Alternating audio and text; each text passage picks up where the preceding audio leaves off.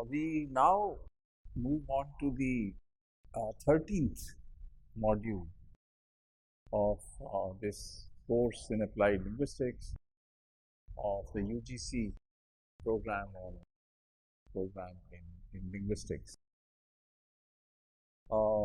As you already know, that applied linguistics is a very wide area. It examines all kinds of questions, and although in earlier times, say, I think since people started teaching languages, we have seen applied linguistics in some sense or the other. And till recently, the focus of applied linguistics was on language teaching, but now the domain of applied linguistics really extends far beyond. Particularly, there is an interface with computers, so we talk of computational linguistics, an interface with neurology, so we talk of neurolinguistics, and so on. I mean, where linguistics is applied.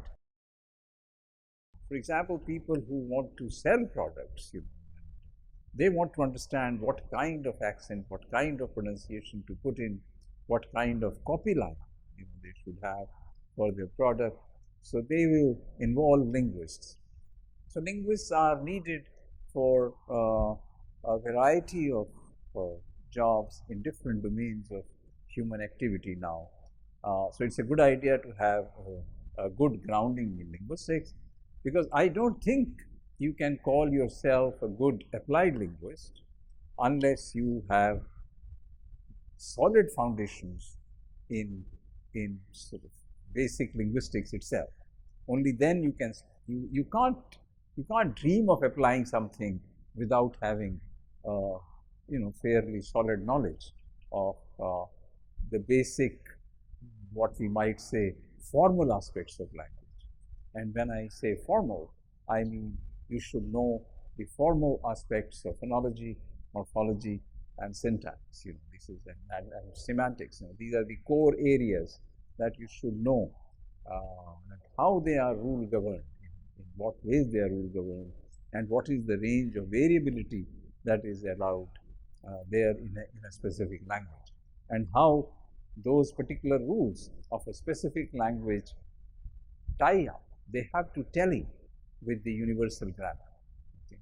So, the point I am trying to make is that language gives you a kind of window onto the human mind, which no other domain of knowledge can give you. And it gives you that window far, far too early than any other system of knowledge. So, in this particular module, module number 13, we will talk about the critical period hypothesis in some detail, which you already know about, and its implications for second language learning or second language acquisition. That what does critical period hypothesis mean, and what kind of implications does it have for language learning and therefore language teaching. That's the focus of this particular module. As you already know, the hypothesis of critical period was initially given by people working at the University of McGill, Penfield and Roberts, and they conducted a whole range of experiments and sort of proposed that the critical period for learning language is between 0 to 14, and this was supported by children acquiring more and more languages, far greater ease than adult immigrants, for example, not being able to acquire different languages with same amount of ease and comfort.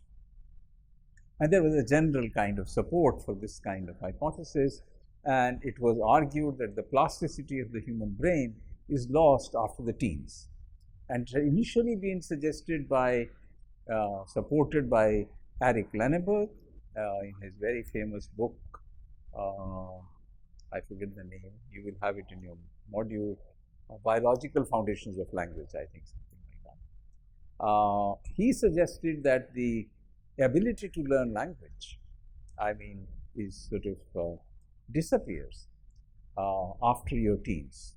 Once you're out of your teens, that means once you're 17 or 18, or once you're 20, that's the end of the story. Becomes very difficult.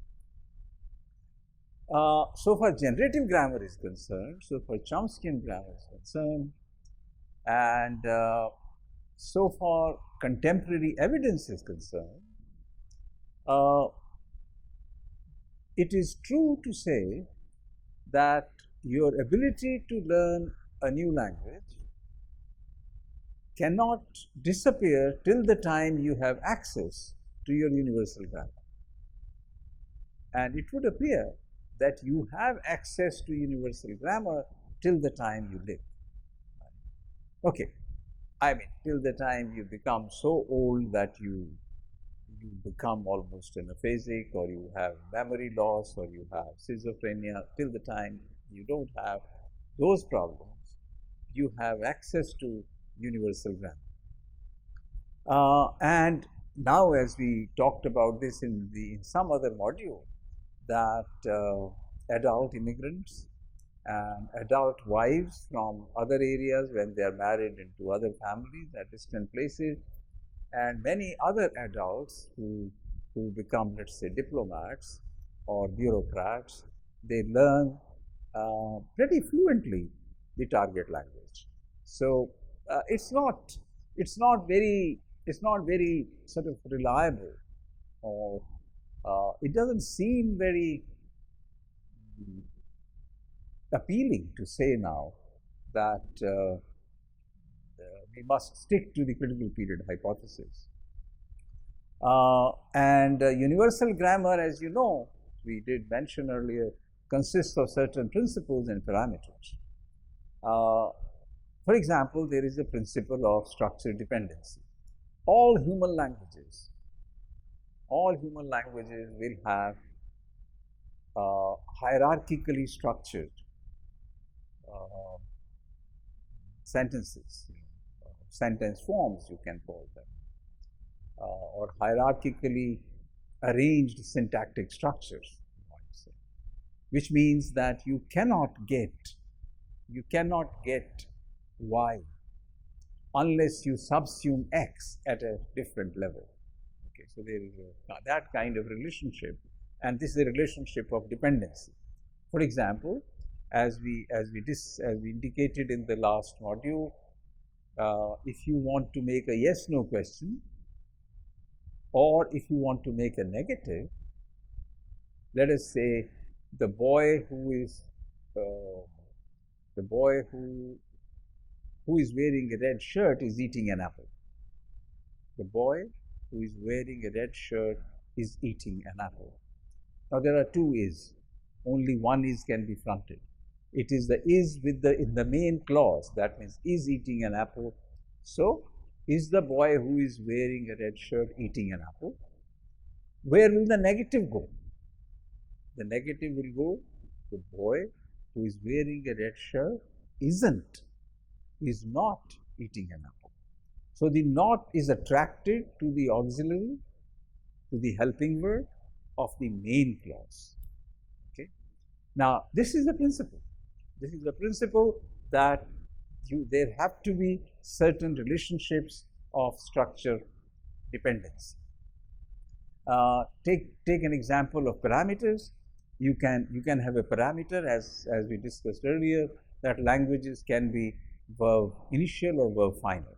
By verb initial we mean they could be verb medial or verb initial, or they could be verb final. Verb final like Hindi, and verb medial like English. So that's a parameter. So it's a plus minus. You choose either this or that. There is also a parameter of prodrop, which is called the prodrop parameter. Prodrop parameter means, let's say, in English, I cannot say something like went. I cannot say. Because of the simple reason that if I say went, it could be I went, he went, she went, they went, it went, it could be anything. So you cannot drop the pronoun. But in Hindi, if you say gai, that means only third person singular female. So you can drop it. I can say in Hindi very comfortably jaun, which can only mean one thing, that means I go. But can I go? Main jaun. That you can drop main, because that main has already been copied onto jaun. So languages can be divided in terms of this plus minus road rock parameter. So this are some of the basic principles of what you might say the universal grammar, the principles and the parameters. Some people believe, like Lenneberg, like Manfred Roberts, that UG will never be available at a later age. But as because the brain functions are different, because if children get brain injuries and children are operated on the brain, they might recover languages, they might learn new languages, but not so in the case of adults. Lenneberg also presented some neurological evidence in support of the critical period hypothesis, but none of which, in terms of, for example, the dominant hemisphere, that this hemisphere is dominant. If this gets damaged, then language will not be accessible. But all these have been shown to be not substantially supported by empirical evidence, and more research is going on into this area. There are definitely neurological networks which may, we might discover one day that our neurological networks of the human brain correspond to some kind of fundamental principles of the universal grammar. But so far, that phenomena is open to inquiry and is being investigated by people. Rosansky was of the opinion that there is cognitive development is responsible in second language learning, and that there is a difference between learning the first language by children and second language by adults. When children learn second language, they do not have the same kind of cognitive resources available as adults have. Adults have a tremendous knowledge of the world. Okay. Their huge lexicon, conceptual machinery is far more advanced, but children don't have that advantage, whereas adults have that. And adults also have a huge amount of cognitive flexibility, and they have far greater meta-linguistic awareness. That means they can explicitly talk at least about some rules than children. So they have greater. So it might make sense to say that actually adults would make better language learner than children. This might make some sense, because an adult is likely to learn a language that he or she wants to learn, like French or German. She chooses, let's say, German over French because she is more highly motivated to learn German, and she is more positively inclined to learn German. So the issues of attitudes and motivations, the social psychological variables become very important in the case of second language acquisition, and are far more accessible in the case of adults than in the case of children. So how do we now respond to the question, does age really matter? This is a very common question discussed among teachers and by teacher educators. Whenever you conduct a workshop, this question will definitely come up. When should we introduce this language? When should we introduce the third language? And so on and so forth. The fact of the matter is that these questions can be decided by extra linguistic factors, but not by inherent linguistic factors. Because you can introduce 3 languages if they are needed in society, if children and adults are motivated enough, and if their attitudes are positive, and if you know how to do your business. that how to transact the curriculum and the syllabi and the lessons in the classroom, then you can do it. So there is no ideal age of introducing X or Y or Z language. Okay. You are always ready. You are always, in terms of universal grammar, in terms of cognitive development, you are always ready to learn, unless you have become cognitively damaged. That's a different phenomenon. There is sort of one important dimension that we need to keep in mind, and that important dimension is that the human vocal tract and the human jaw over a period of time becomes far more